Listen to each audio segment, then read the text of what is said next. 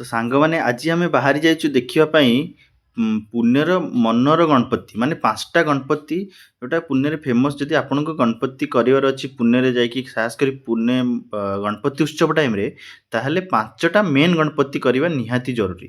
ତ ସେଠିକି ଯିବା ପୂର୍ବରୁ ପ୍ରଥମେ ଆମେ ପୁନେର ପ୍ରଥମ ଆକର୍ଷଣ ଶନିବାର ୱାଡ଼ା ଦେଖିଦେବା।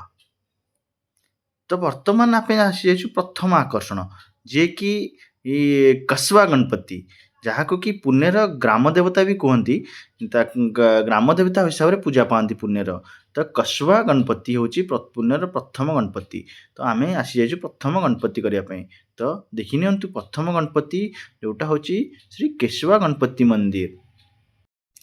କସବା ଗଣପତି ଆପଣଙ୍କୁ ଶନିବାର ୱାଡ଼ାରୁ 1 କିଲୋମିଟର ଆଗକୁ ଗଲେ ଲେଫ୍ଟ ସାଇଡ଼୍ରେ ପଡ଼ିବ କସବା ଗଣପତି।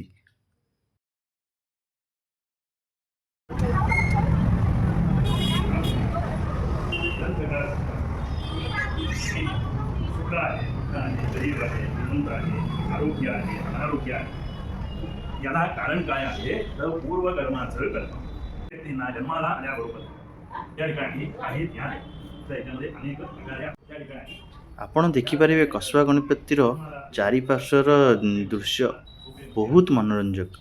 ଆପଣ ଏଠି ଥରେ ଆସିଲେ ଅଧଘଣ୍ଟାରୁ ଘଣ୍ଟେ ଏଠି ସ୍ପେଣ୍ଡ କରିବା ପାଇଁ ପସନ୍ଦ କରିବେ।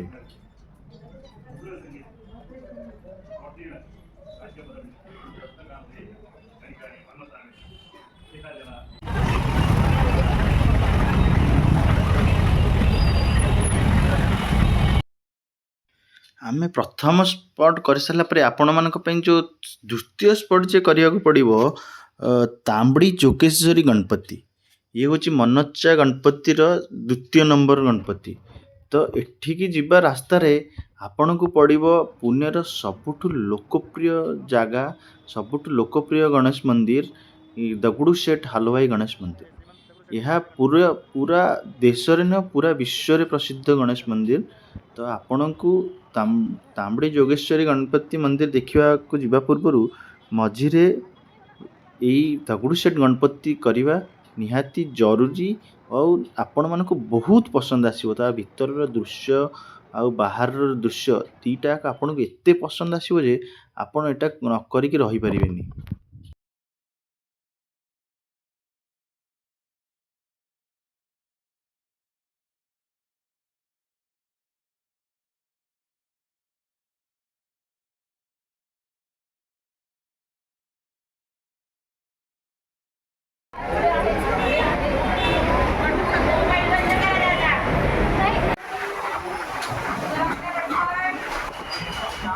ତାପରେ ଆମେ ଚାଲିଗଲୁ ଦେଖିବା ପାଇଁ ମନଚ୍ଚା ଗଣପତିର 2ୟ ନମ୍ବର ଗଣପତି ତାମ୍ବଡ଼ି ଯୋଗେଶ୍ୱରୀ ଗଣପତି ମନ୍ଦିର, ଯାହାକି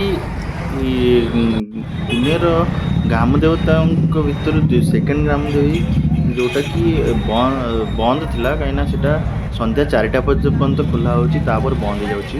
ଏହା ଦଗଡ଼ୁ ଶେଠ ଗଣପତିର ଲେଫ୍ଟ ସାଇଡ଼୍କୁ ଜଷ୍ଟ ଲାଗିକି ଲେଫ୍ଟ ସାଇଡ଼୍ରେ ଭିତରକୁ ଯିବାକୁ ପଡ଼ିବ। ତାପରେ 500 ମିଟର ଆଗକୁ ଗଲେ ମନଚ୍ଚା ଗଣପତିର 3ୟ ନମ୍ବର ଗଣପତି, ଯାହାକି ଏଇ ଗୁରୁଜୀ ତାଲିମ ଗଣପତି। ଏହା ତାମ୍ବଡ଼ି ଯୋଗେଶ୍ୱରୀ ମନ୍ଦିର ପାଖରୁ କେବଳ 500 ମିଟର ଆଗକୁ ଗଲେ ଗୋଟେ ଛୋଟିଆ ଜାଗାରେ ଅଛି। ଏହା ଦେଖିବାକୁ ବହୁତ ସୁନ୍ଦର ଗଣପତି ଥିଲା।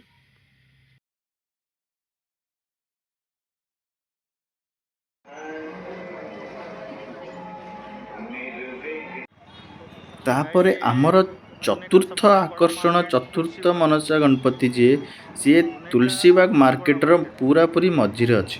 ତୁଳସୀବାଗ ମାର୍କେଟ ପୁନେର ସେହି ମାର୍କେଟ ଯେଉଁଠି ସବୁ ପ୍ରକାର ଜିନିଷ ମିଳେ। ଆଉ ଏହା ହେଉଛି ପୁନେର ସବୁଠାରୁ ବଡ଼ ମାର୍କେଟ। ଆପଣ ଏହାକୁ କହିପାରିବେ ପୁରା ମହାରାଷ୍ଟ୍ରର ସବୁଠୁ ବଡ଼ ମାର୍କେଟ। ଏହା ପୁନେର ମଝିଆମଝି ଅଛି। ଶନିବାର ୱାଡ଼ାଠୁ 2ରୁ 2.5 କିଲୋମିଟର ଭିତରକୁ ଗଲେ ପଡ଼ିବ ତୁଳସୀବାଗ ମାର୍କେଟ ସିଟି। ତ ଆପଣଙ୍କୁ ଯଦି କିଛି ସପିଂ କରିବାର ଅଛି ଆଉ ଆପଣ ପୁନେରେ ଅଛନ୍ତି, ତାହେଲେ ତୁଳସୀବାଗରୁ ଆପଣ କୌଣସି ଏମିତି ଜିନିଷ ନାହିଁ ଯେଉଁଠି ତୁଳସୀବାଗରୁ ନ ମିଳିବ। ତ ଆପଣ ନିଶ୍ଚିନ୍ତ ଯଦି ଆପଣଙ୍କୁ ସପିଂ କରିବାର ଅଛି ତାହେଲେ ନିଶ୍ଚିନ୍ତ ତୁଳସୀବାଗ ଥରେ ଭିଜିଟ୍ କରନ୍ତୁ ପୁନେରେ।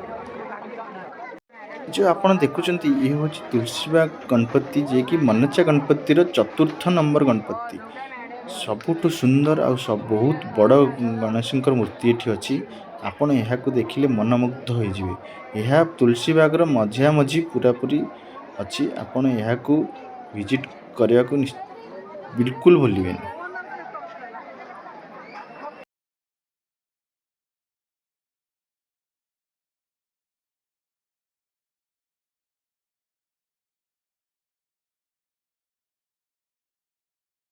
ଆପଣ ମନଚା ଗଣପତିର 5 ନମ୍ବର ଆଉ ଅନ୍ତିମ ଗଣପତି କରିବା ପୂର୍ବରୁ ତୁଳସୀବାଗର ମଝିଆମଝି ଆଉ ତୁଳସୀବାଗ ଗଣପତିରୁ ଜଷ୍ଟ 50 ମିଟର ଦୂରରେ ଗୋଟେ ଶ୍ରୀରାମଙ୍କ ମନ୍ଦିର ଅଛି।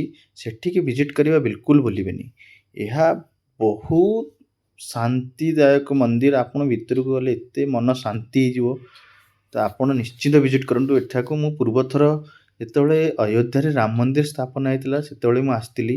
ବହୁତ ଭିଡ଼ ଥିଲା। ଆଜି ଟିକେ ଭିଡ଼ କମ୍। ବହୁତ ଶାନ୍ତି ଲାଗିଲା। ଏଠି ରାମ ଲକ୍ଷ୍ମଣ ସୀତାଙ୍କର ପ୍ରତିମୂର୍ତ୍ତି ଅଛି। ଆଉ ଏଠି ବହୁତ ଭଲ ଭାବରେ ସଜା ହେଇଛି ପୁରା ମନ୍ଦିରର ପରିସର। ତାପରେ ଆମେ ଭିଜିଟ୍ କରିଥିଲୁ ପଞ୍ଚମ ଆଉ ଶେଷ ମନଚା ଗଣପତି ଯିଏକି କେଶରୀୱାଡ଼ା ଗଣପତି ମନ୍ଦିର। ଏହା ତୁଳସୀବାଗ ମାର୍କେଟରୁ 2 କିଲୋମିଟର ଡିଷ୍ଟାନ୍ସରେ ଅଛି।